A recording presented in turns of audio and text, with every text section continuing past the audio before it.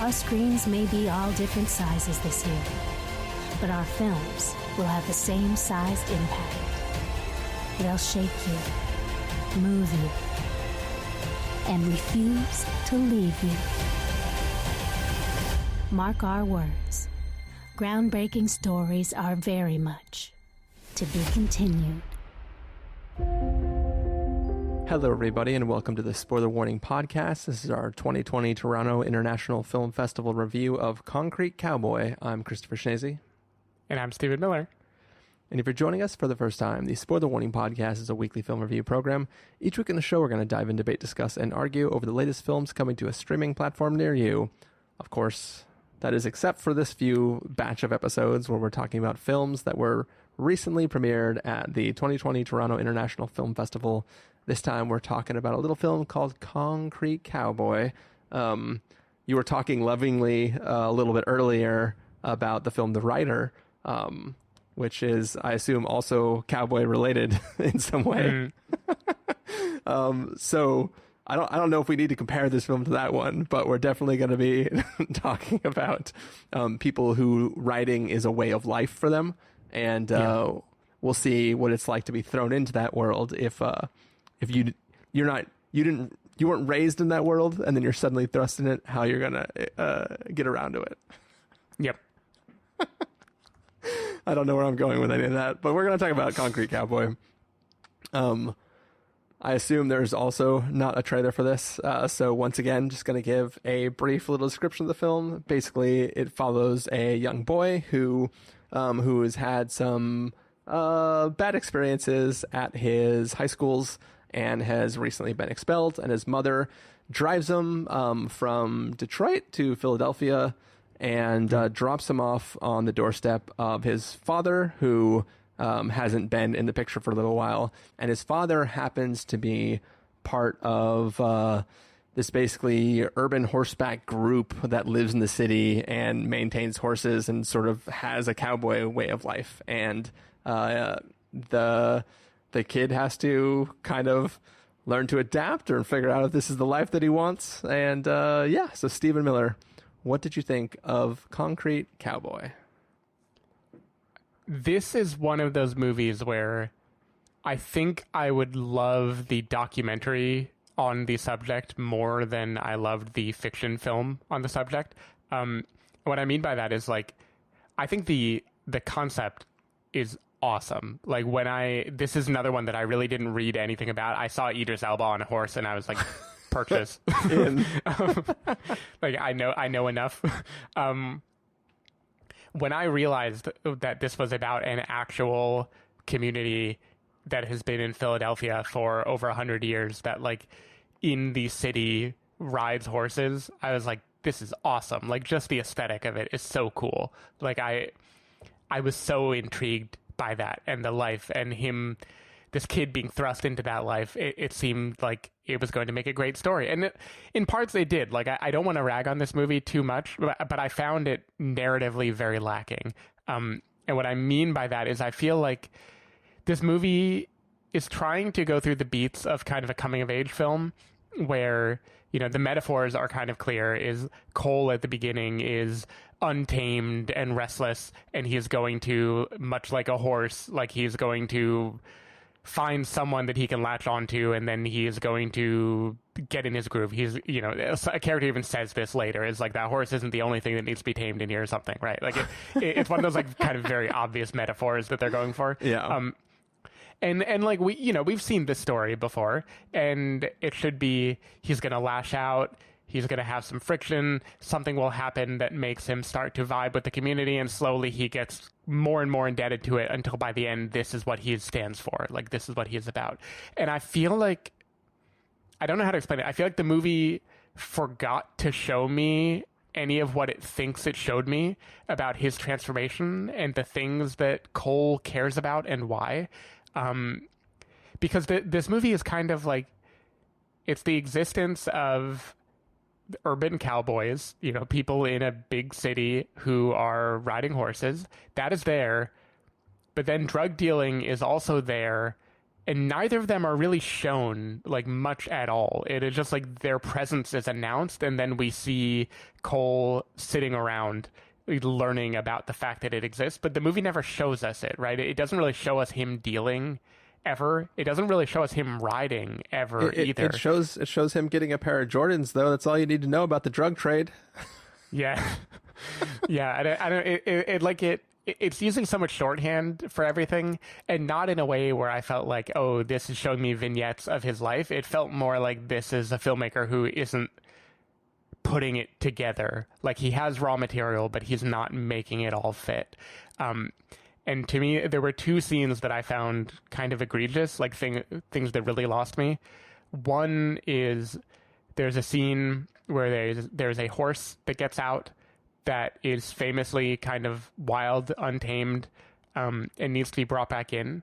And the speed at which our lead character suddenly cares very much about this and then is adept at solving the situation, I didn't buy that at all. Like, all I can say there is go watch The Rider to see what taming a wild horse looks like, because it is fucking crazy. Steven, he had a connection with Boo. Don't you know that? Yeah, I know. And they're the same. They slept in the same shit. They're like one and the same. I know. He and Boo are one and the same, and so it all works out. The other one is he has a friend who the character name I'm actually forgetting. It's like a nickname. Smush or something, right? Yeah, Shmush. Yeah. His friend Shmush is like a drug dealer. That's obvious, and he like represents life in the street, like the alternate of either Cole can clean up his act, or the same fate will await him that awaits people who get drawn to a life of crime. There's a moment where Shmush reveals that everything he's doing is because he also loves horses. That I was like, this is way too cute. What are you doing? Like, why? What are the odds that he also is a cowboy? Also, the dumbest thing about that is, let's pretend, Steven, that life was hard and you have been saving up for presumably years so that you could buy a property and have a horse on it, right? And let's pretend that you were maybe like 4 drug deals away from it. Would you just cut me in on half of that if I just showed up in town one day? Probably not.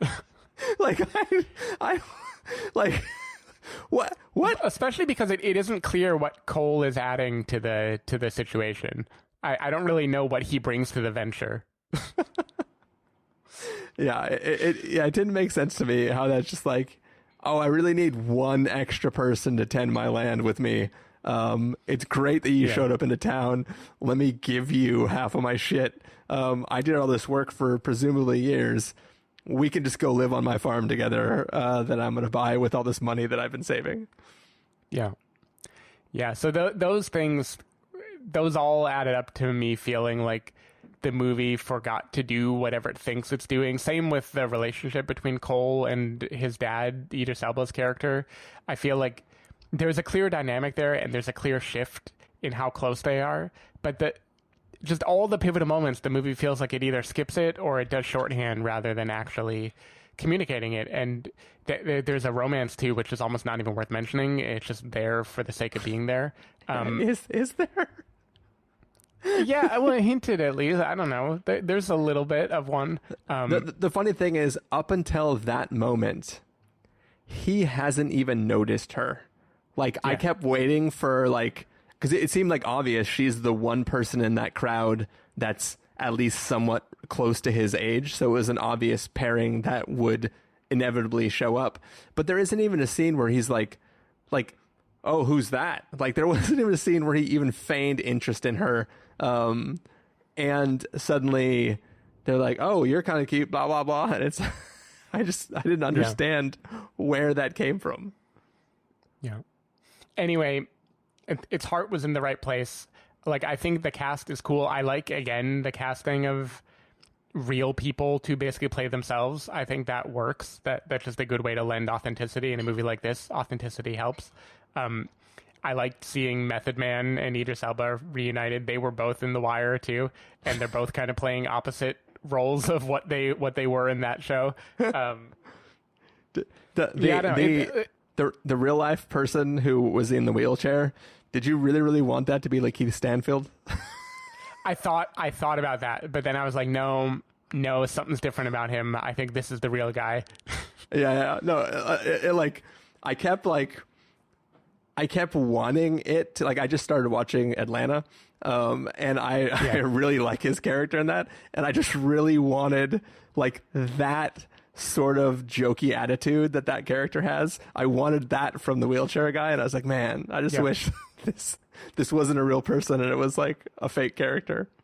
Yeah, I mean, Lakeith Stanfield, that's a tough bar to measure up to. That's hard. But yeah, anyway, its heart was in the right place. Like, I don't want to rag on it, and I think the subject matter is cool. This just felt like it isn't a completed movie. Like, I don't feel like they really finished what they set out to do. Yeah, I probably tipped my hat a little too much already, but I very much didn't like this film, and for all like very Chris reasons. Like, it seemed like there was an idea of the urban cowboy thing, and clearly this is a love letter to that. But the problem is, it is an inside baseball-y love letter where it's like, if you know what this is, it makes sense to you and you understand what it's doing.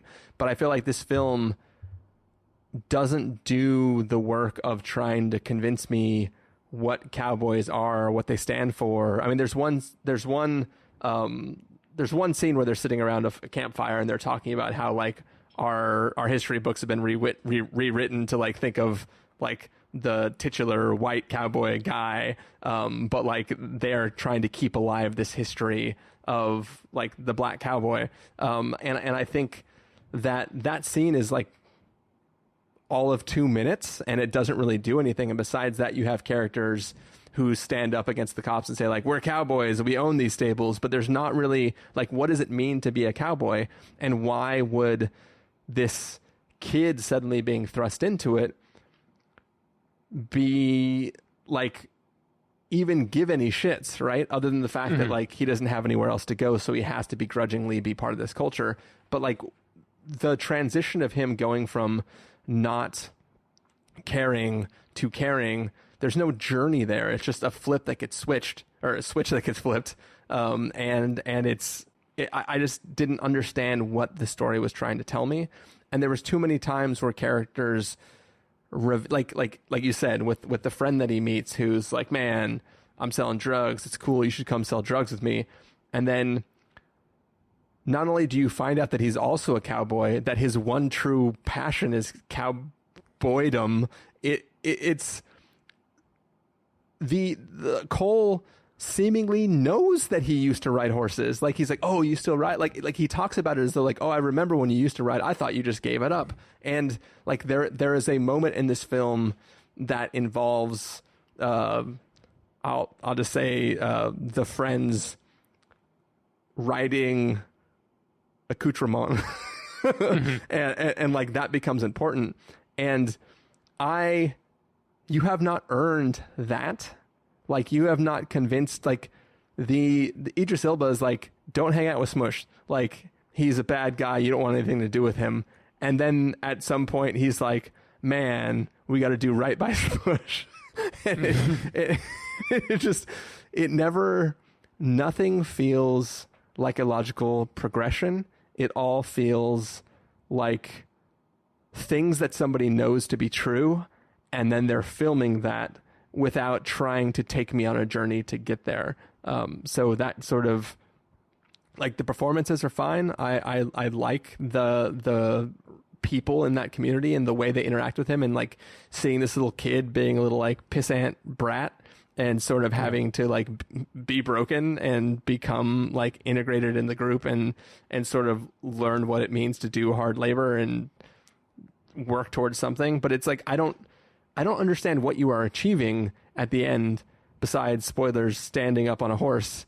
But like I don't understand, like I assume that I couldn't stand up on a horse. But like, I've also never ridden a horse, so how could I just stand up on it? But there's no scene where I understand that is an achievement other than Cole seeing a picture of somebody standing on a horse on a wall, and suddenly that becomes something. And I feel like there's even a scene where he's going to try to stand up, and everybody's like, no, don't do it now. We'll save that for later. like, right? Isn't there a scene like maybe right after he tries to tame the tame Boo?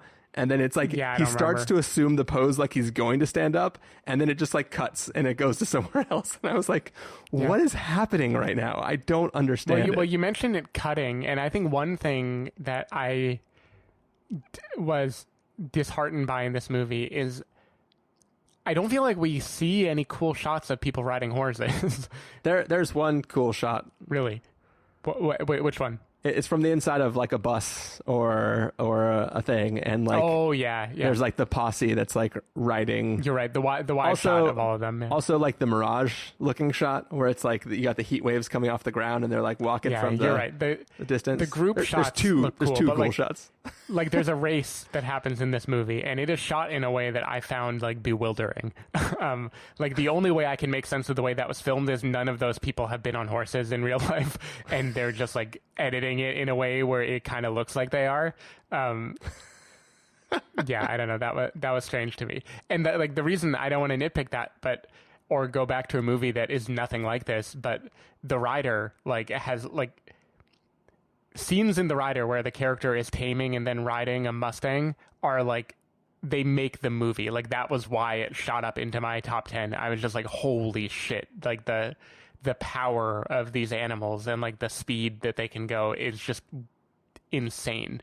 And I really thought this movie was going to give me the goods there. And it didn't, which was kind of a letdown. Another thing that I feel like is kind of representative of my issue with the movie as a whole is at the very end, like this shouldn't be spoilery because whatever, who cares? It's not a major point. The mom comes back at the end and she tearfully hugs Idris Elba, who she has been separated from intentionally, like didn't even want to see him at the beginning. And that tearful hug makes sense for us, for people who have watched how her son has changed and how Idris has kind of like reconciled with him and everything. It makes no sense for her. And that's one of those things where I feel like the movie, it has the emotional moments it wants to get to, and it feels like if we are taken on the vague emotional journey of like, this is the up and down that you're used to in this kind of movie, we won't notice that we haven't been shown the actual bullet points. And that's kind of how I felt about a lot of stuff is like, I get why you have this moment right now, but you haven't earned it the way you think you've earned it. And it's, even though I want to like you, like I want to root for you, it's just bothering me. Also, I feel like we've already talked about it a little bit in bouncing between this and Nomadland sort of thing. But like in Nomadland, we see what it means to live within that lifestyle, like both the positives and the negatives of it. And in this, like we see that Idris Elba's house has a horse in it. But is that the horse he rides normally, or does he have like an extra horse that's just in the house all the time? I think it's an extra. I think that's Shmush's horse. Really? I think so, yeah. Yeah, because I think he's telling Shmush later, like, oh yeah, that horse is in my dad's place now. I want to know, too, by the end of this movie, like, do they all just keep horses in their living room? Like, how does the shoveling work there? No, they park them outside like cars, remember? Oh, but they stay out there at night? I assume that was just to wash them. Because it looked like they installed like poles to tie them up to. So I think that's just where they live now. That's cool. Like I do, like I want to go to Philadelphia and see this street because that seems awesome. I also like that the street is not large enough for cars to park like perpendicular to the curb. Or parallel to the curb, and still have traffic go through. So like everybody parks like up on the sidewalk like they do everywhere else. Mm-hmm. But like the horses that horse ain't gonna move if a car comes down that street, right? So Yeah. it's just funny that they're like still out there. Hope the car can get on the other sidewalk. Just swerve to the left, get around the horse. Oh man. Yeah. I don't know. Can I also say I have no real justification for this at all. This isn't me like social justice warrioring or whatever, but I find it weird that the director is a white dude for this movie, considering the community he's displaying are like almost all black people in Philadelphia. That kind of like, I don't know, kind of like the movie last year, Waves? the Trey Edward Schultz movie, yeah, Waves, where it's like, it isn't like it's a problem, but when it narratively doesn't work, I want to go back and blame that as being part of the reason why, of like you are like removed from your material. Yeah, and then it also makes even the whole like intimations of like this kid has lived such a rough life, he can't even survive in high school, and his dad was also a drug dealer, and it just, I don't know, it rubs me the wrong way when like a white filmmaker tells that story. I don't know why. Yeah. It just feels like it makes the emotional laziness of it feel a little bit more like offensive than it would if in other circumstances. But Yeah, take it for with a grain sure. of salt. I don't know anything about Ricky Staub. That was just a thing that I thought was kind of weird. Yeah. Any last thoughts besides that? Nope, I'm ending on that one. Sorry, Ricky. All right. Well, I think that means it's probably about time for our verdicts for this film. Steven, if you're going to give this a must-see, recommend with a caveat, wait for rental, pass with a caveat, or a must-avoid, what would you give it? I'm like teetering between pass with caveat and rental. I'm going pass with caveat. I just feel like it's like I love again the idea. I love like the first 20 minutes. I was so excited for the movie I was going to watch just because like I just want to know how that life works. Like I feel like it would be so cool just to learn about that.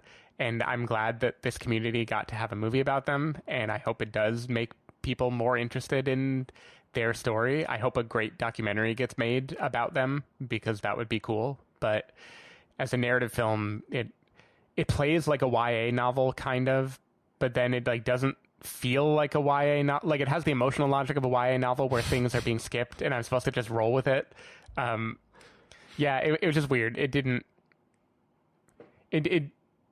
show me or tell me the things that it's acting like it has, and that just made it feel really scattered and disconnected. So I wasn't a fan of it as like a narrative, but I like some of the visuals. I like the idea. Happy to see Idris on a horse. Happy to see Method Man. I do have one last question for you, Steven. I don't know how big North Philadelphia is, but what are the chances that Smush comes across him sitting in front of that convenience store on the first night he's back in town? It's a good question. Also, you've seen the way Smush drives and like how paying attention he is to his surroundings as he's rolling around in his car, cranking his music all super loud. Once again, what are the chances he would actually see Cole?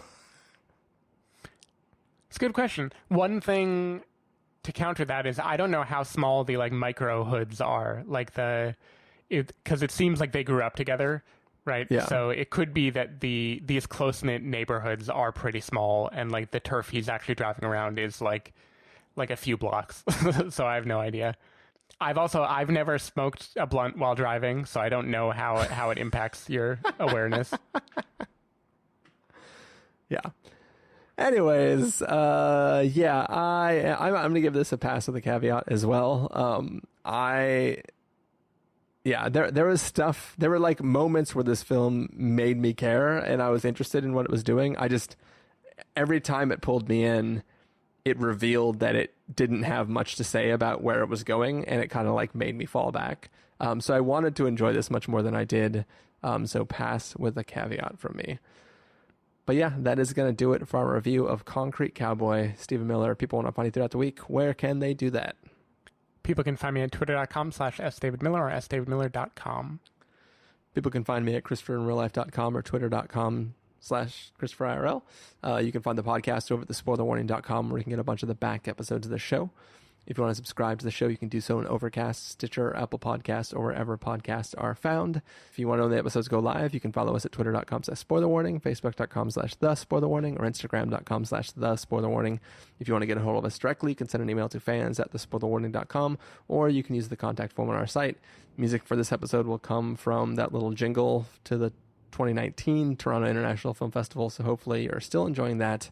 And yeah, I think we've capped out at what we've watched so far, but we have a few more films to watch this week, and we'll have some more reviews coming at you later.